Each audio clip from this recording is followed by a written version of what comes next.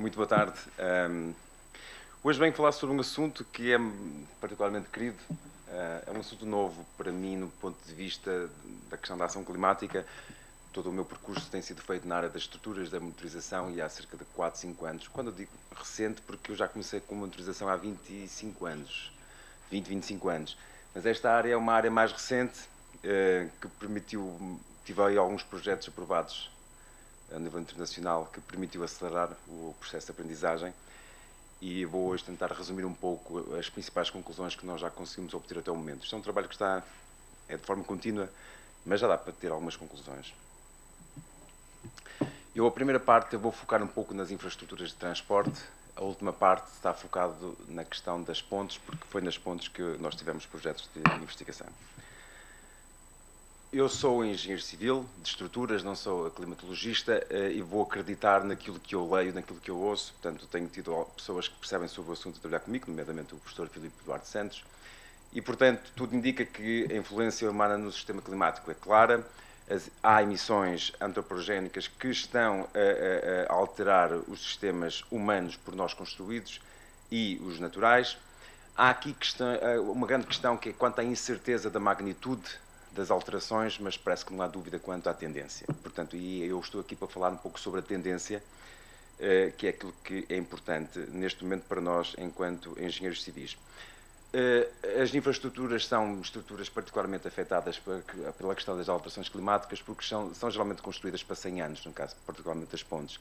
As alterações climáticas demoram tempo para se detectar a presença de efeitos de alteração climática. Tem que se esperar 30 anos, mas as pontes são construídas para 100 anos e duram certamente muito mais tempo que isso. Portanto, são estruturas vulneráveis ou potencialmente vulneráveis às alterações climáticas.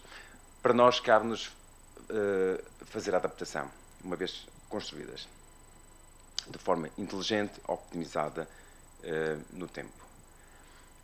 Nós não estamos particularmente interessados nas alterações médias, estamos particularmente interessados na questão dos extremos climáticos, que normalmente se fazem sentir através das inundações, das cheias e das ondas de calor.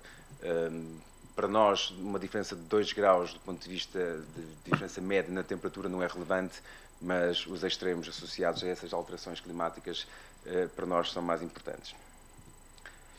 Para isso, sem querer entrar num mundo que não é o meu, como vocês devem saber, existem modelos climáticos, são algoritmos que permitem tirar ilações, fazer projeções quanto ao futuro, inferir em função do mar, da atmosfera, e foram estabelecidos cenários climáticos em função da quantidade de emissões de dióxido de carbono, temos neste momento, eu diria, 4 grandes cenários: o RCP 2.6, que é o cenário mais favorável, que provavelmente não irá acontecer, e o 8.5, que é o cenário, é o pior cenário. Tudo indica que nós estaremos no meio, no 4.5. No entanto, é sobre estes cenários que nós trabalhamos geralmente quando queremos quantificar os efeitos das ações climáticas nas infraestruturas. De que estamos a falar, em termos de projeções, por exemplo, em termos de temperatura, lá está, o nível de incerteza é grande, a variabilidade é grande, mas tudo indica que, em termos de variações de temperatura, poderá estar entre 0,3 e 4,8 graus Celsius, relativamente a 1995, em termos da subida do nível da água do mar de 26 a 82 centímetros, e depois, no caso do sul da Europa, teremos, e o que é o que está a ocorrer, eventos de precipitação intensa, mais eventos de precipitação intensa, e de curta duração, e temos também as ondas de calor. Este assunto foi já pensado para as pontes, nós fomos capazes de pensar o assunto de uma forma alargada e definir uma espécie de roadmap para se poder adaptar às pontes de betão armado. Este artigo foi publicado na Sociedade Americana de Engenheiros Civis há cerca de 3, 4 anos e é um artigo que nós consideramos relevante. Aqui pensámos o assunto e, por exemplo, fomos capazes de ver na questão se houver, por exemplo, um aumento da precipitação intensa, teremos inundações mais frequentes, temos deslizamentos e temos o que é o grande problema no caso das pontes, que é a questão da erosão do solo junto das fundações dos pilares no leito dos rios. Na questão, por exemplo, se nós tivermos um aumento da temperatura e alterações da umidade relativa, podemos ter um efeito de corrosão e de carbonatação do betão. Enfim, há uma série de causa e efeito que já está devidamente estudado, vocês podem poder ler naquela publicação. A nós, enquanto engenheiros de estruturas, o que é que podemos fazer? Não podemos mitigar, porque não nos cabe a nós desenvolver sistemas para poluir menos, mas temos que adaptar. E uma coisa importante é adaptar, não é só adaptar a própria estrutura, a própria infraestrutura, mas adaptar a envolvente. Muitas vezes consegue-se resolver o problema adaptando a envolvente. Isto é óbvio na questão, por exemplo, na inundação e nas cheias, não é? Se nós adaptarmos a envolvente, se conseguirmos evitar que a água chegue à ponte, teremos a proteger a ponte. E quando se diz adaptar, é, por exemplo, pintar a ponte. Ou reforçar as fundações nos pilares no leito dos rios. Esse tipo não é nada de extraordinário. É aquilo que nós já fazemos, mas podemos ter aqui um novo agente que está a acelerar o processo de degradação e temos que lidar com ele. Depois há outras formas de adaptar, que é antes de construir. Há este exemplo, numa ponte no Canadá, em que se adaptou da seguinte forma. Então, se prevê no pior cenário que o mar possa subir 1 metro, então vamos construir o tabuleiro 1 metro acima daquilo que seria normal. Portanto, é uma forma de adaptar antes de estar construído. Há outros exemplos, por exemplo, estes são casos que apareceram nos meios de comunicação social. Em Londres, por exemplo, uma ponte antiga, a Hammersmith, teve que se proteger alguns dos elementos metálicos com uma película de alumínio para refletir os raios solares e permitir que haja maior dilatação do material. Isto é verdade, já se chega a pintar carris em branco também, os carris dos comboios, precisamente para reduzir o efeito do pico, das ondas de calor nas variações térmicas dos carris. Enfim, depois claro que também se pode, no caso de ao construir uma nova linha férrea ou uma nova estrada, já se está a fazer isso, que é elevar precisamente a cota para prever a subida do nível da água do mar. Há aqui um exemplo, que é um caso que foi pouco anunciado na comunicação social, é de 2023, em que nós vemos o efeito das chuvas rápidas, não é? Quer dizer, uma cheia rápida em que ela estava a funcionar e em que de repente, obviamente, que há um riacho e de repente aquilo transforma-se num grande rio e levou uma ponte. Isto foi um caso no norte do país. Há aqui um caso aqui mais próximo de nós, em que em 2022 a ponte da Ribeira Grande também foi sujeita a uma cheia rápida e ficou bastante danificada. Está neste momento em construção uma nova ponte, a montante, em que já se prevê construir a ponte mais alta, uma cota mais alta, precisamente para precaver uma cheia para um período de retorno de 100 anos.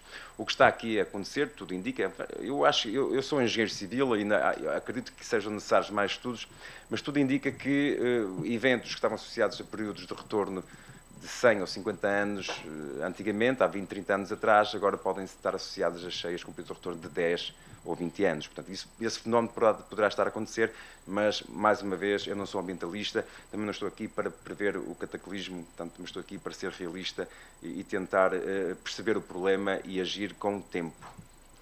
Estes assuntos, como disse, já foram alvo de financiamento, neste caso, por um EA Grant, portanto, em que envolveram a Universidade Lusófona, o Oslomet, o LUNEC e a Infraestruturas de Portugal, em que nós organizamos, durante esse projeto, organizamos uma conferência aqui em Lisboa, em que trouxemos especialistas de várias áreas interrelacionadas com as pontes, de forma a pensar o assunto e a tirar conclusões.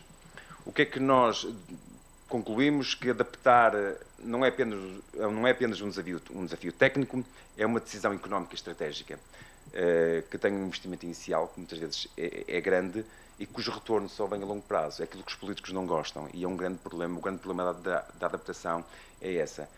Daí ser necessário estudar com o tempo e antecipadamente para saber no tempo quando e como adaptar.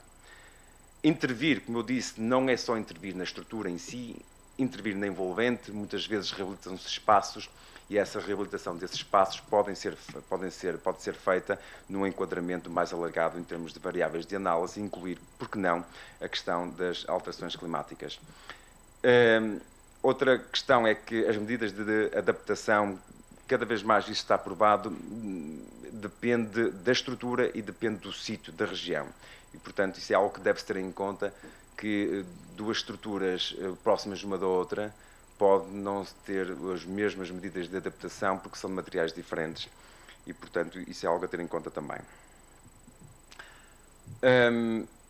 Para acelerar, e depois, esta foi uma das coisas que nós concluímos, é que muitas vezes não são as grandes obras que são mais vulneráveis, como a Ponte 25 de Abril ou a Ponte Vasco da Gama, por exemplo, são as pequenas pontes nas pequenas localidades que foram construídas de forma duvidosa e são essas que muitas vezes são as mais vulneráveis à questão das inundações e das cheias.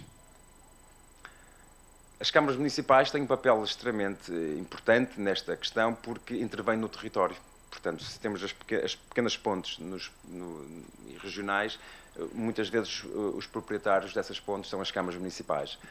E as câmaras municipais vão atuando no território e, portanto, elas são as primeiras que são chamadas a responder. A adaptação não pode ser vista como algo novo. A adaptação tem que ser vista como uma nova dimensão na reabilitação das nossas infraestruturas. E então agora vamos falar, eu gosto muito daquela expressão inglesa em que diz don't walk the walk if you don't talk the talk. E aquilo que me fez entrar neste campo de investigação, a primeira coisa que eu disse a mim próprio no primeiro dia em que eu entrei foi, eu não vou falar sobre as alterações climáticas, eu vou ser um engenheiro civil e de estruturas.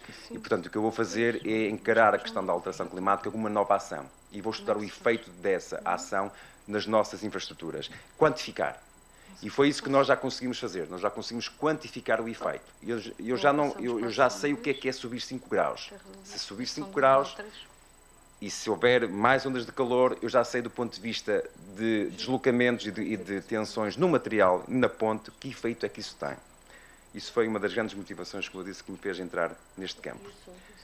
Por exemplo, esta é uma ponte de betão armado localizada no norte de Portugal, porque esta ponte podia ser outra qualquer, mas esta tem uma particularidade, está a ser monitorizada pelo NEC há quase 30 anos e, portanto, tínhamos aqui dados de monitorização que nos permitiu fazer um trabalho diferente, que é a ponte sobre o rio Angueira, em Trás-os-Montes, ao pé de Bragança. Temos aqui algumas informações relativamente às variáveis e às projeções climáticas para o futuro, em função do portal do clima, em que podemos verificar que, num plano longínquo de tempo, para o pior cenário, prevê-se para aquele sítio, para aquela região, um aumento de temperatura de 5,5 graus. Em termos de ondas de calor, um aumento de mais 25 ondas de calor por ano. Fizemos uma análise, uma avaliação das medidas de adaptação, do ponto de vista da engenharia, e fizemos uma análise multicritério para o pior cenário e concluímos que, para aquela ponte em particular, naquele sítio, haviam dois tipos de adaptação que poderiam ser feitos. A questão da precipitação não era problemática, havia ali apenas uma questão das variações de temperatura, porque o rio tem pouco caudal e, portanto, era apenas a questão da variação de temperatura que tinha algum impacto. E concluímos que as medidas de adaptação num pior cenário seria, então, a alteração das juntas de dilatação para poder acomodar os movimentos do tabuleiro e selar, eventualmente, fissuras que pudessem surgir em função das dilatações térmicas. E aí vem a parte que eu gosto particularmente, porque sou engenheiro de estruturas e faço monitorização há mais de 20 anos, que foi, então agora vamos pegar no modelo de elementos finitos e vamos modelar as alterações do ponto de vista da temperatura. E o que é que concluímos? Bom, concluímos algumas coisas. Isto vai ser publicado, está para ser publicado. Eu já escrevi um artigo ao de leve aqui em Portugal, na comunicação social, sobre isto, mas não dei ainda muito ênfase porque tem que ser pragmático, tem que ter calma, para não causar alarmismo. Mas o que é que nós descobrimos? Em primeiro lugar, descobrimos que temos que, ao buscar as projeções climáticas para o local, temos que fazer uma espécie de um downscale, isto é, temos que ajustar ao local da ponte. Isso é possível fazer, uma vez que tendo dados de monitorização da ponte. Porquê? Porque as projeções que nós temos são projeções regionais, que abrangem toda uma área. E há questões de microclima que se formam e, portanto, nós podemos ter a vantagem disso, que é afunilar, reduzir a incerteza na questão das projeções. Fizemos isso e confirmámos que realmente havia ali uma diferença de 1,6 graus e, portanto, valeria a pena esse trabalho. Vamos agora aos regulamentos. Esta ponte foi construída nos anos 90. foi construída com um regulamento que é o antigo regulamento português, que era o RSA. Hoje temos os eurocódigos estruturais, embora para as pontes acho que o eurocódigo estrutural ainda não é obrigatório por lei, é só para os edifícios, já me estão ali a assinar que sim, é exatamente isso, é a ideia que eu tenho, mas vamos assumir que neste momento as novas pontes já são construídas de acordo com o eurocódigo, embora não seja por lei, o projetista faz isso. E vamos ter a segunda geração de eurocódigos, que já há documentos base, mas irão entrar em vigor, vamos assumir, daqui a 2, 3, 4 anos. O que é que a gente concluiu? Os regulamentos prevêem uma variação de temperatura para um período de retorno de 50 anos, que nós devemos ter em conta para aferir os efeitos das ações térmicas enquanto ação. O que nós vemos é que, vemos o seguinte, quando vamos às projeções para aquele local, vemos que há uma projeção para um pior cenário climático de um aumento de temperatura necessário para um aumento de temperatura de 27, quase 28 graus, para um período de retorno de 50 anos.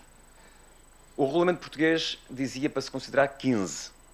Portanto, estamos a 50% abaixo da projeção que é prevista para aquele local. Mas quando vamos buscar o eurocódigo, as temperaturas do eurocódigo atual, prevê 25. Estamos 90% próximos do valor da projeção. A boa notícia é que a nova geração de eurocódigos prevê um ΔT associado às alterações climáticas. E esse ΔT, em princípio, a boa notícia é que poderá ser suficiente para chegar ao valor da projeção para o pior cenário. Eu diria que as novas infraestruturas que irão surgir vão estar protegidas com os regulamentos. O problema está, mais uma vez, naquilo que foi construído nos anos 60, 70, 80, 90, 2000. Esta é a grande conclusão, poderá haver situações de pontes e de infraestruturas que poderão ter algum sofrimento com as variações de temperatura futuras que possam surgir. Este resultado não é determinístico, não é especulativo, é determinístico. Portanto, há uma relação, há relações físicas por detrás, devemos acreditar nele, mas também não vamos agora lançar aqui o alarme. Portanto, as estruturas são robustas, as estruturas de betão armado têm muita rigidez, estão muito robustas e, portanto, não vamos agora querer dizer que isto vai tudo cair. Não vai, mas os regulamentos antigos, de há 20, 30 anos, já estão desatualizados. E vem aqui, para concluir, um novo paradigma no dimensionamento, que é, nós vamos parar de dimensionar, ou melhor, vamos deixar de dimensionar as nossas estruturas apenas baseado nos dados do passado e vamos começar a incluir uma parcela de projeções futuras no dimensionamento. É uma mudança de paradigma. Até aqui, nós dimensionamos as nossas estruturas com uma análise das ações do passado. Depois multiplicámos por coeficientes de segurança e tal, e chegávamos a uma boa conclusão. Agora, há uma mudança de paradigma. Para além desses valores do passado, nós vamos juntar aqui uma parcela do futuro. E, portanto, essa é uma das grandes conclusões, ou este slide é uma das grandes, resume a boa parte das conclusões que nós conseguimos chegar com este estudo. Muito obrigado.